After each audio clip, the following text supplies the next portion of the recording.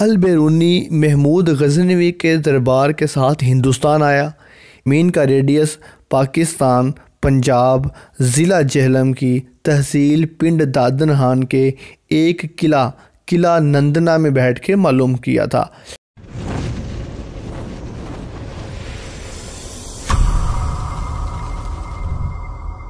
ابو ریحان البیرونی کہاں پیدا ہوا تھا؟ اے آپشن درست ہے، خارزم میں۔ ملک ازبکستان کا علاقہ خارزم، شہر کاس، دریائے جیحون کے کنارے کئی ایک مضافاتی بستیاں تھیں۔ ان بستیوں میں سے ایک بستی کا نام بیرون تھا۔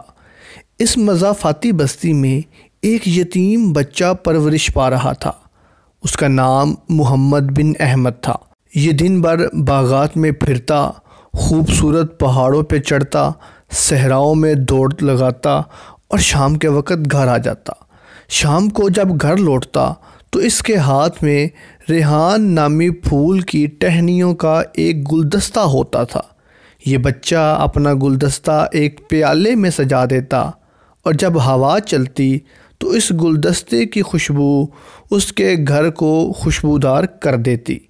اس کی ماں اس بچے کو پیار سے ابو ریحان یعنی خوشبو کا باپ کہہ کر پکارتی تھی۔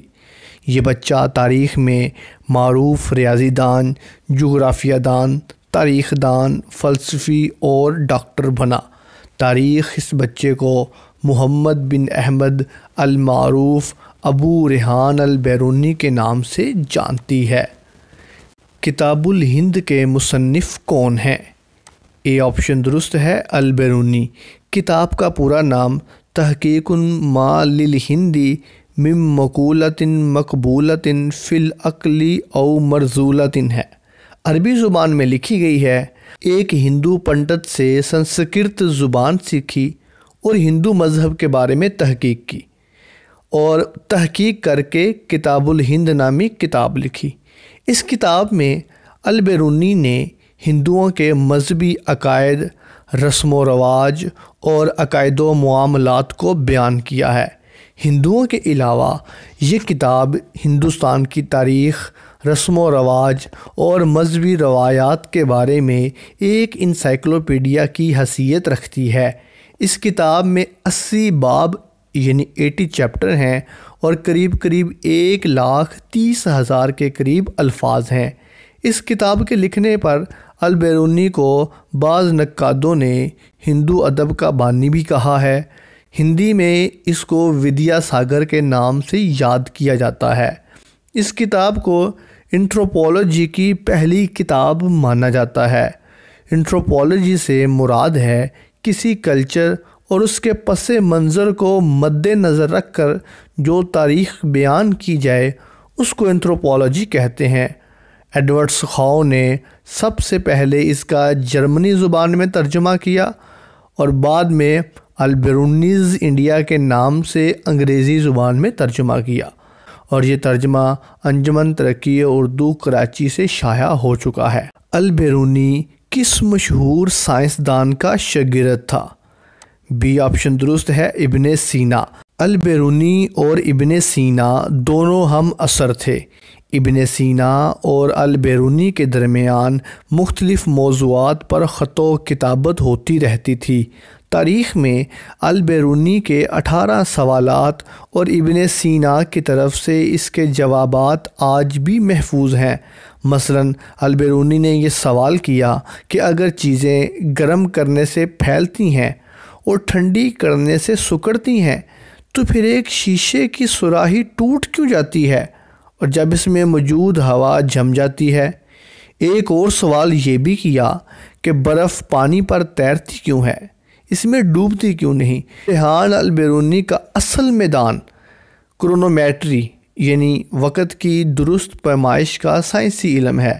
سوویت یونین نے 1973 میں البیرونی کی یاد میں ایک یادگاری ٹکٹ بھی جاری کیا تھا۔ نیکسٹ MCQ ہے، قانون مسعودی کس کی تصنیف ہے؟ سی آپشن درست ہے، البیرونی کی تصنیف ہے۔ یہ کتاب البیرونی کی سب سے ضخیم تصنیف ہے۔ ابو ریحان البیرونی نے سلطان محمود غزنوی کی وفات کے بعد لکھی تھی اور اس کا نام سلطان محمود غزنوی کے بیٹے مسعود کے نام پر قانون مسعودی رکھا۔ یہ 1030 میں شائع ہوئی اور ان تمام کتابوں پر سبقت لے گئی جو اس وقت کے دور میں ریاضی، علم نجوم، فلکیات یا دوسرے سائنسی علوم کے موضوعات پر لکھی جا چکی تھیں۔ البیرونی نے زمین کا ریڈیس کہاں بیٹھ کر معلوم کیا تھا؟ ڈی آپشن درست ہے، ضلع جہلم میں، اور زمین کا ریڈیس پاکستان، پنجاب، ضلع جہلم کی تحصیل پنڈ دادنہان کے ایک قلعہ نندنا میں بیٹھ کے معلوم کیا تھا۔ یہ 10ویں صدی عیسوی کی تعمیر ہے۔ سنسکرت زبان میں نندنا کا مطلب بیٹا ہے۔ محمود غزنوی نے اس قلعہ کو فتح کیا۔ ابو ریحان البیرونی نے اس قلعہ میں قیام کی اجازت طلب کی۔ یہیں بیٹھ کر انہوں نے سنسکرت سیکھی۔ آثار الباقیہ کس کی تصنیف ہے؟ ڈی آپشن درست ہے، البیرونی کی۔ یہ کتاب البیرونی نے جرجان کے حکمران شمس المعالی قابوس بن دشمکیر کے نام پر تحریر کی۔ 27 سال کی عمر میں کتاب لکھنا شروع کی اور اپنی زندگی کے 35 سال اس پر کام کرتے رہے۔ کتاب کا موضوع علم نجوم اور ریاضی ہے۔ اس کے علاوہ علمی، تاریخی اور مذہبی بحثیں بھی چلتی رہتی ہیں۔ کتاب کا اردو ترجمہ ڈاکٹر سید علی رضا نقوی نے کیا ہے۔ نیکسٹ MCQ ہے، ابو ریحان البیرونی کس بادشاہ کے دربار کے ساتھ منسلک تھے؟ سی آپشن درست ہے، محمود غزنوی۔ قلعہ ہند کا بانی کون ہے؟ بی آپشن درست ہے، البیرونی۔ اگر آپ کے پاس ایک اچھی سی ٹیلیسکوپ موجود ہے تو پورے چاند کی کسی رات اس کو، اپنے ٹیلیسکوپ کو چاند کے رخ پر موڑیے اور غور کیجیے۔ اب آپ کے سامنے جو آرڈیننس 17.9 ڈگری عرض بلد یا 92.5 ڈگری یعنی طول بلد کریں تو چاند کا جو حصہ آپ کے سامنے ہوگا اس کو البیرونی کریٹر کہا جاتا ہے۔ یعنی کہ یہ جو گھڑا، یہ جو نشان، یہ جو دھبا سا آپ کو چاند پہ نظر آ رہا ہے، اس کا نام رکھا۔ اگرچہ جابر بن حیان کو فوت ہوئے صدیاں گزر چکی ہیں، لیکن شاعر نے کیا خوب کہا ہے، جب تک سورج چاند رہے گا البیرونی تیرا نام رہے گا۔ اسی کے ساتھ ہی ہمارے البیرونی کی بایوگرافی کا لیکچر اختتام کو پہنچا۔ آپ کی سماعتوں کا بہت بہت شکریہ۔ اللہ حافظ الناصر۔